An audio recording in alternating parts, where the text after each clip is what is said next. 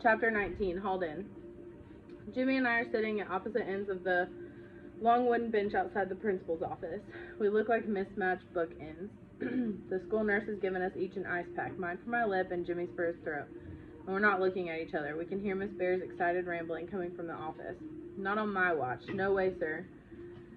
Never seen anything like this in all my 16 years of teaching these little... I know you made those memes, I mumbled it through gritted teeth. Jimmy turned slowly. What the crap are you talking about? Only he doesn't censor himself. This sets me off again. Cancer cowboy, me farting through the hospital gown. Does that ring a bell? You must be really proud because it seems like everybody's seen them. They're all the rage in the Textiverse. Jimmy glares at me. It's only been a few minutes since the rumble in the classroom, and now, feeling the heat of his stare, I wonder if we might start fighting again right here. Do I look like I have a phone, moron? Do I? You think I'm on any Textiverse? You just called me a cancer cowboy on Friday. What's that? What is that, a coincidence? Jimmy's eyebrows furrow as he adjusts his ice pack. I didn't call you cancer cowboy, I just said cowboy, and it wasn't a big stretch. You were wearing a friggin' cowboy hat, and you still are. Whatever. I turned back away. I don't believe you. He has a point, but I'm still so mad I could scream. Whatever. The door opens and Miss Bear sails by without even looking at us. Then Principal Kingsley is there. He's a big, balding guy. He doesn't look happy. Gentlemen, actually, he looks more tired than anything. Step in here, let's talk. Principal Kingsley's office is small and seems more so from all the sports memorabilia on every available wall and surface. It's about 5 degrees warmer than it needs to be. He sits back and lets us each tell our side of the story. Once I mention the memes, he's more interested in those than the actual fight. So, Jimmy, you didn't make any memes? Jimmy drops his head back. No, I told you, I don't even have a phone. I never memed a friggin' meme in my life. The principal looks back at me. Can I see them? This catches me off guard.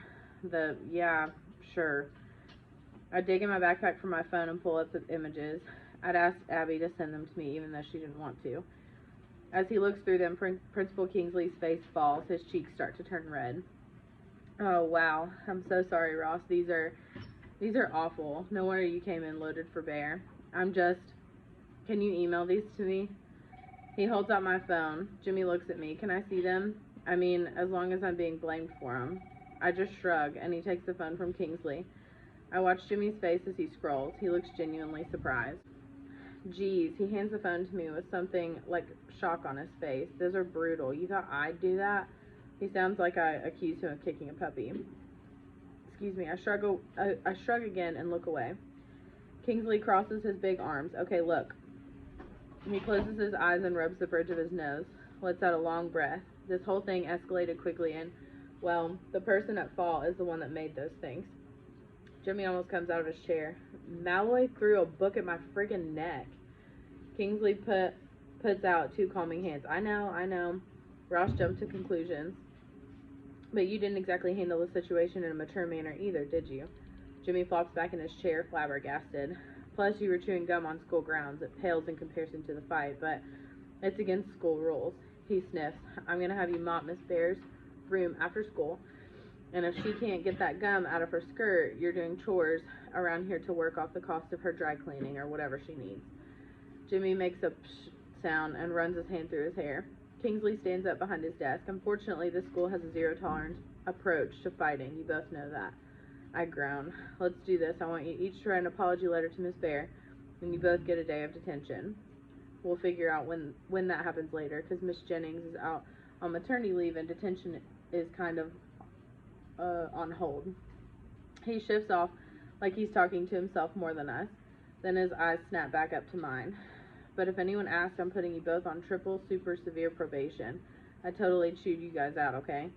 Jimmy looks up at him surprised. So what does triple super severe mean? Basically nothing until you do something else. But don't tell anyone that. He rubs his big hands over his face. That part is partly for Miss Bear. She's very understandably upset, but that's just how I'm going to handle this. It's an unfortunate situation. You're both victims in your own way. Kind of, sort of. We're all nodding like some kind of weird football huddle. Okay, he goes over and opens the door. He raises his voice to an angry pitch. Now get out of here and don't let me see you two back in here again. You understand? Mrs. Hawley, the school secretary, averts her eyes as we walk out. Jimmy and I walk back through the empty halls until we're close to the room. Sorry, I really thought, I mutter. He stops. Listen, those pictures are memes, whatever. They sucked. He pulled out his pouch of Big League Chew and stuffed nearly half the bag in his mouth. But I still owe you the mother of all beatdowns someday when you least expect it. He slams his shoulder into mine and sulks back into Bayer's classroom.